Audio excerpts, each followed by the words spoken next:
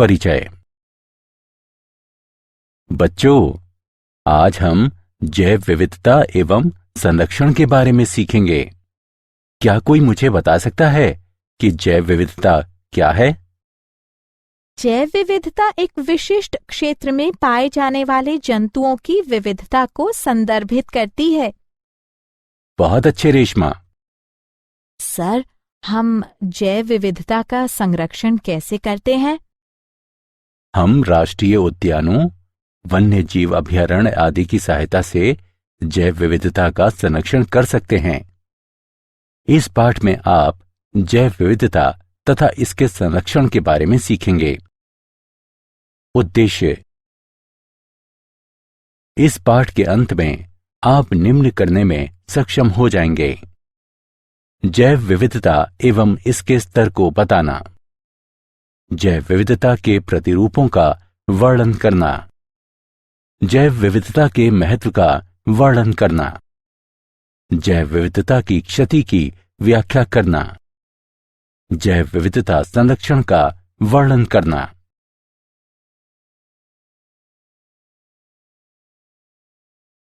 जैव विविधता। जैव विविधता को दिए गए समय में दिए गए स्थान पर विभिन्न प्रकार के जीवों की विस्तृत श्रृंखला के अस्तित्व के रूप में परिभाषित किया गया है। जैव विविधता में 3 सोपानिक स्तर शामिल हैं: आनुवंशिक विविधता, जातीय विविधता और पारिस्थितिकीय विविधता।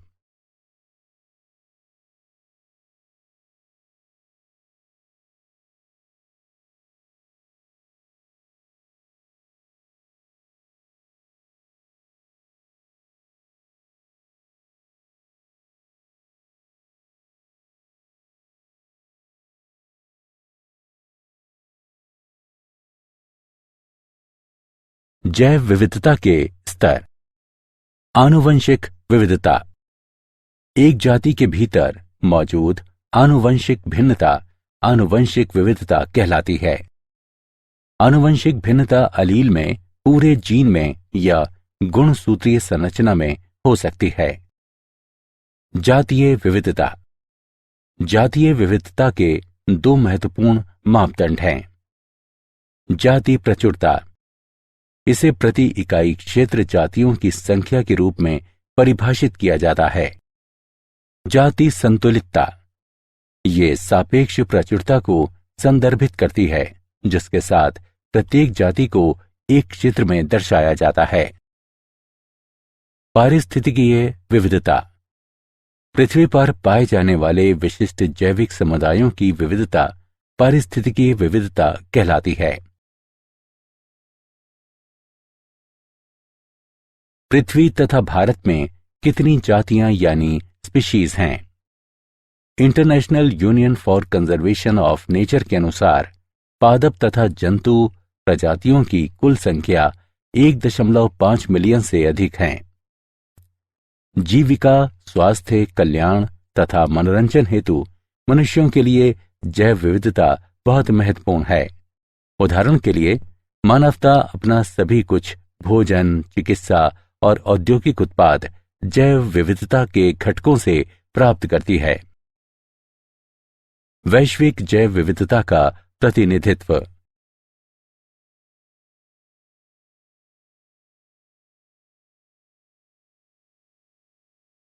भारत में जैव विविधता। संसार के 12 महाजैव विविधता वाले देशों में भारत भी एक है। भारत का भूमि क्षेत्र केवल विश्व का केवल 2.4% है। इसकी वैश्विक जातीय विविधता 8.1% है।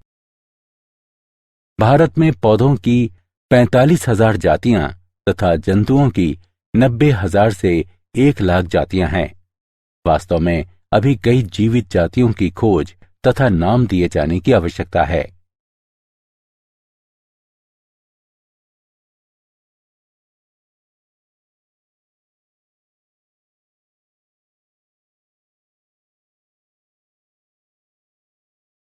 जैव विविधता के प्रतिरूप।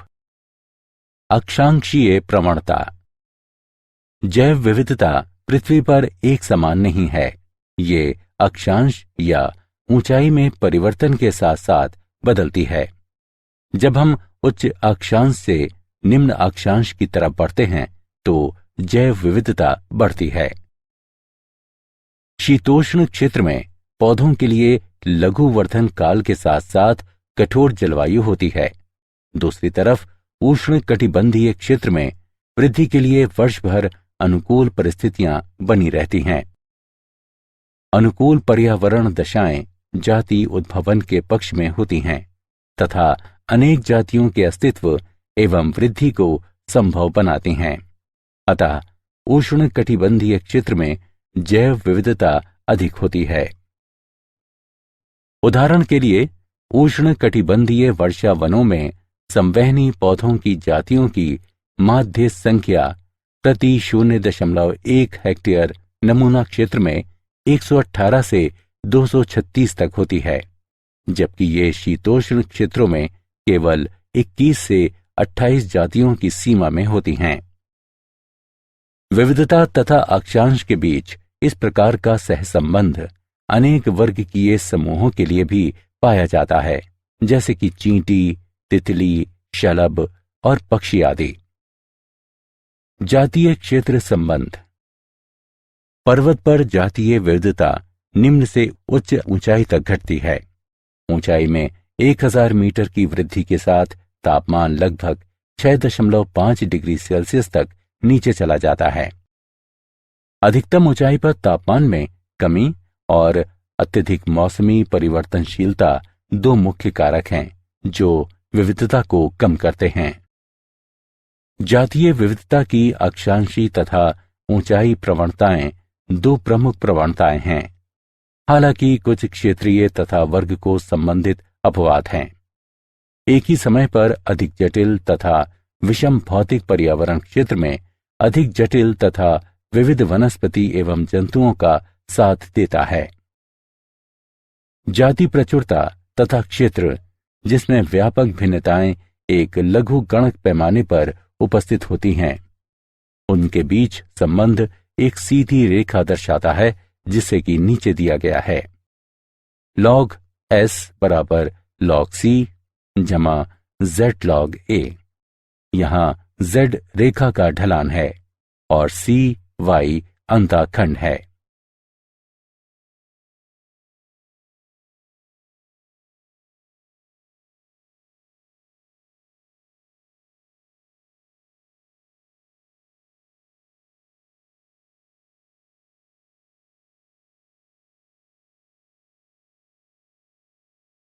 पारितंत्र के लिए जातीय विविधता का महत्व। समृद्ध जैव विविधता जैव मंडल के स्वास्थ्य तथा देश के जैव औद्योगिक विकास के लिए आवश्यक है। जैव विविधता भोजन, दवा, औषधीय, ड्रग, रेशों, रबर तथा इमारती लकड़ी के स्रोत हैं। अनेक सूक्ष्म जीवों का उपयोग मूल्यवान उत्पाद प्राप्त करने के लिए उद्योगों में किया जाता है। आधुनिक कृषि जैव विविधता का 3 प्रकार से उपयोग करती है। नई फसलों के स्रोत के रूप में, उन्नत किस्मों के प्रजनन के लिए एक स्रोत सामग्री के रूप में तथा नए जैव निम्ननी कीटनाशकों के स्रोत के रूप में। पारितंत्र के लिए जातीय विविधता का महत्व। जैव विविधता के अनेक औषधीय उपयोग हैं। कुछ पादप आधारित पदार्थों को मूल्यवान औषधियों में विकसित किया जाता है। मॉर्फिन, जिसका उपयोग दर्द निवारक के रूप में किया जाता है, पेपेवर सोमनिफेरम से प्राप्त की जाती है। क्विनीन, जिसका उपयोग मलेरिया के उपचार में किया जाता है, सिनकोना लेडगेरियाना से प्राप्त की जाती है। जैव विविधता का अत्यधिक सौंदर्यपरक महत्व भी है। पर्यावरणीय पर्यटन, पक्षियों को निहारना, वन्यजीव, जानवरों को पालना, बागवानी करना आदि जैव विविधता के सौंदर्यपरक पुरस्कारों के कुछ उदाहरण हैं। जैव विविधता की क्षति। मानव क्रियाकलाप जैव विविधता के लिए बड़े खतरे हैं। जातियों के विलोपन तथा परिणाम स्वरूप जैव विविधता की क्षति को बढ़ावा देने वाले महत्वपूर्ण कारक हैं। आवासीय क्षति तथा विखंडन, अतिदोहन, विदेशी जातियों का आक्रमण तथा सहविलुप्तता।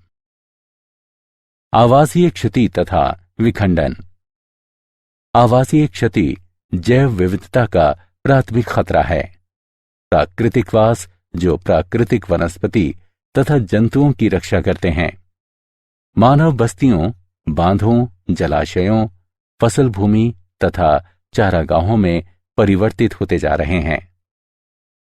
वनोन्मूलन के कारण जंतु आश्रय तथा भोजन से वंचित होते जा रहे हैं।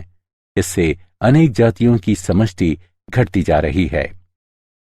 वनोन्मूलन के कारण कुछ वन्य जीवों की जनन क्षमता में गिरावट भी आई है, क्योंकि उनकी स्वच्छंद गतिविधि का क्षेत्र घट गया है। प्रवासी जंतु भी वनोन्मूलन से प्रभावित होते हैं, क्योंकि उनके मार्गों में बाधा आ जाती है।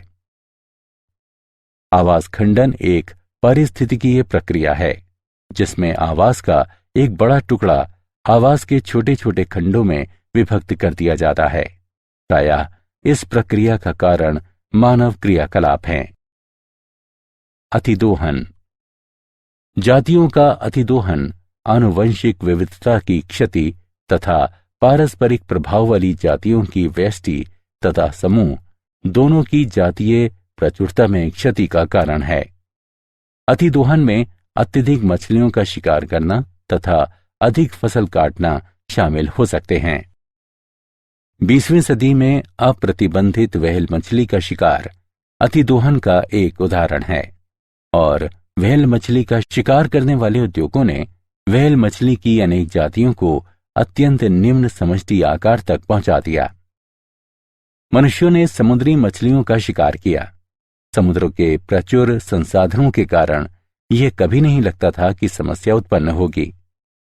बढ़ती मानव समष्टि के कारण भोजन के स्रोत के रूप में समुद्र की मांग बढ़ी है।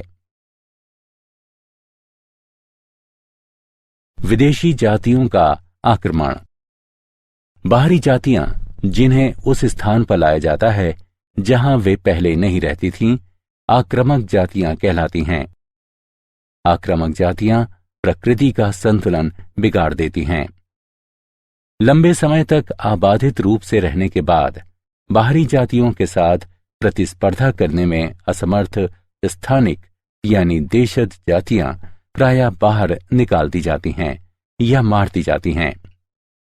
अनेक मछलियों की जातियां जैसे कि ब्लू गिल सनफिश और स्मॉल माउथ बॉस, इन दोनों को पूरे पश्चिमोत्तर अमेरिका में व्यापक रूप से लाया गया था, जहां वे उभयचर समष्टियों के लिए गंभीर खतरा पैदा कर रही हैं।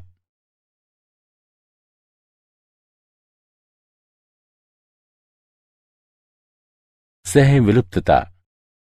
किसी जाति की सहविलुप्तता दूसरी जाति के विलोपन के परिणाम के रूप में उस जाति की क्षति है। उदाहरण के लिए, जब एक पोषक मछली विलुप्त हो जाती है तो उस मछली पर रहने वाले सभी सूक्ष्म जीव भी विलुप्त हो जाते हैं।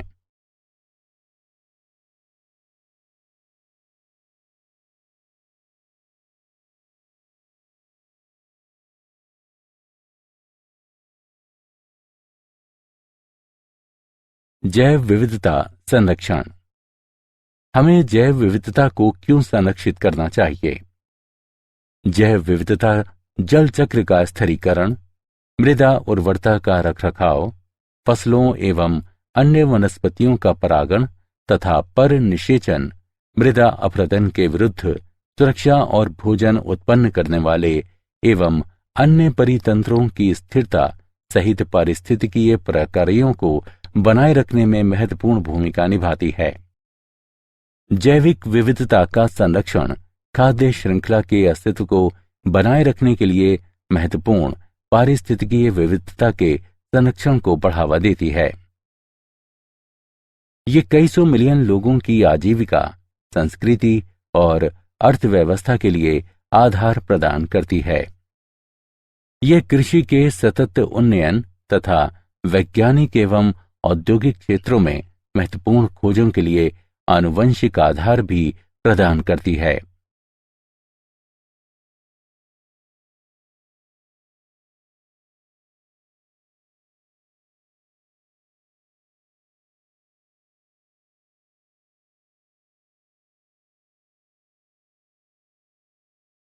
जैव विविधता को हम कैसे संरक्षित करें?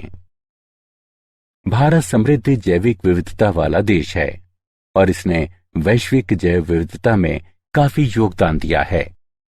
भारत फसलीय पौधों की 167 खेती की जाने वाली जातियों तथा 320 वन्य संबंधित जातियों का देश है। विभिन्न जैव विविधता प्रबंधन तंत्र स्वस्थाने एवं वाह्यस्थाने दोनों संरक्षण कार्यक्रमों में शामिल हैं। स्वस्थाने संरक्षण में जंतुओं एवं पादपों की उनके प्राकृतिक आवास में सुरक्षा स्वास्थाने संरक्षण कहलाती है। स्थापित प्राकृतिक आवास हैं राष्ट्रीय उद्यान एवं अभयारण्य, जीव मंडल आरक्षित बायोस्फीयर रिजर्व, प्रकृति आरक्षित आरक्षित तथा सुरक्षित वन, परिरक्षण प्लॉट तथा आरक्षित वन। पहली पहल 1936 में कार्बेट राष्ट्रीय उद्यान की स्थापना थी। ये कानून द्वारा पूरी तरह से संरक्षित है। पार्क में जलाने वाली लकड़ी बीनना और जानवरों को चराना जैसे मानव क्रियाकलाप की अनुमति नहीं है। अभयारण्य भी संरक्षित हैं, लेकिन इनमें कुछ मानव क्रियाकलापों की अनुमति दी गई है। स्वस्थाने संरक्षण जीव मंडल रिजर्व संरक्षित क्षेत्रों की एक अन्य श्रेणी है। उस बड़े क्षेत्र को जीव मंडल रिजर्व घोषित किया जाता है जहां वन्य जीवों की सुरक्षा की जाती है, लेकिन रिजर्व के भीतर स्थानीय समुदायों को रहने और पारंपरिक गतिविधियां करने की अनुमति होती है। भारत सरकार ने 7 जीव मंडल रिजर्व स्थापित किए हैं। नोकरेक, नीलगिरी, नमदाफा, नंदा देवी, सुंदरवन, ग्रेट निकोबार तथा मन्नार की खाड़ी। जैव विविधता हॉटस्पॉट जैव विविधता हॉटस्पॉट पृथ्वी का वह क्षेत्र होता है जहां जैविक विविधता बहुत अधिक होती है और आवास क्षति, जलवायु परिवर्तन या व्यापक जाति क्षति के कारण गंभीर खतरा भी होता है। दुनिया में 34 हॉटस्पॉट हैं। भारत में 3 जैव विविधता हॉटस्पॉट हैं। वे हैं पश्चिमी घाट, हिमालय और भारत बर्मा क्षेत्र।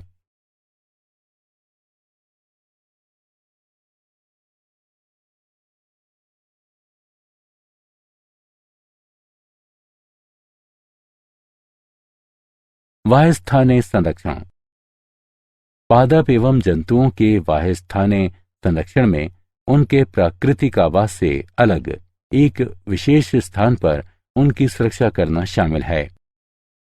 उदाहरण के लिए जंतु उद्यान, वनस्पति उद्यान। फसलों, जंतुओं, पक्षियों एवं मछली प्रजातियों के सभी आनुवंशिक पदार्थों को national bureau of plant genetic resources नई दिल्ली तथा national bureau of animal genetic resources आदि के द्वारा संग्रहित एवं संरक्षित किया जाता है। जब हम जाति को उसी आवास पर पुनः लाते हैं जहां से ये विलुप्त हो गई थी, तो ये वाह्यस्थाने संरक्षण का एक अन्य रूप होता है। उदाहरण के लिए गंगा नदी में पाए जाने वाले घड़ियालों को उत्तर प्रदेश, मध्य प्रदेश और राजस्थान की नदियों में पुनः लाया गया जहां ये विलुप्त हो गए थे। क्या आप जानते हैं, हमारे माननीय प्रधानमंत्री श्री मनमोहन सिंह ने द हैदराबाद प्लेज की शुरुआत की और कहा कि उनकी सरकार भारत में जैव विविधता संरक्षण हेतु संस्थागत तंत्र को मजबूत बनाने के लिए $50 मिलियन का अनुदान देने का निर्णय लिया है।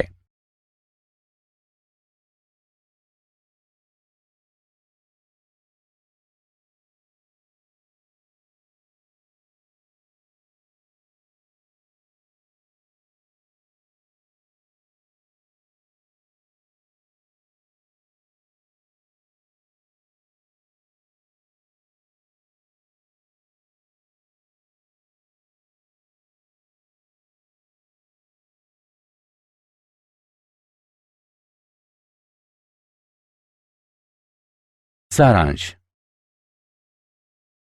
आइए हमने जो कुछ सीखा है उसे संक्षेप में दोहराएं। जैव विविधता को दिए गए समय में दिए गए स्थान पर विभिन्न प्रकार के जीवों की विस्तृत श्रृंखला के अस्तित्व के रूप में परिभाषित किया गया है। जब हम उच्च अक्षांश से निम्न अक्षांश की तरफ बढ़ते हैं तो जैव विविधता बढ़ती है। पर्वत पर जातीय विविधता निम्न से उच्च ऊंचाई तक घटती है। जैव विविधता जैव मंडल के स्वास्थ्य के लिए महत्वपूर्ण है, क्योंकि ये भोजन स्रोत के रूप में कार्य करती है और इसका अत्यंत सौंदर्यपरक महत्व भी है। मानव क्रियाकलाप जैव विविधता के प्रमुख खतरे हैं। इसमें आवास क्षति तथा खंडन, अतिदोहन, विदेशी आक्रमण जातियां, सह विलुप्तता शामिल हैं। पादप एवं जंतुओं की उन्हीं के प्राकृतिक आवास में सुरक्षा इन सेतु संरक्षण कहलाता है।